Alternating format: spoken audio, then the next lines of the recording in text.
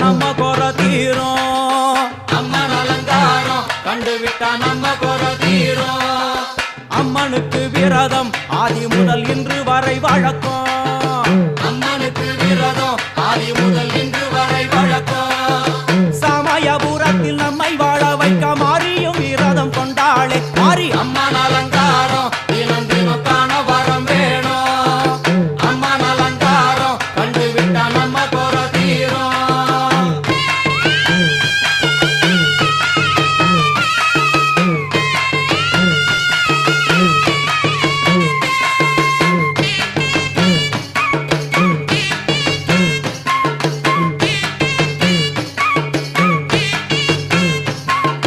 ஜாதி என்ன ஜாதி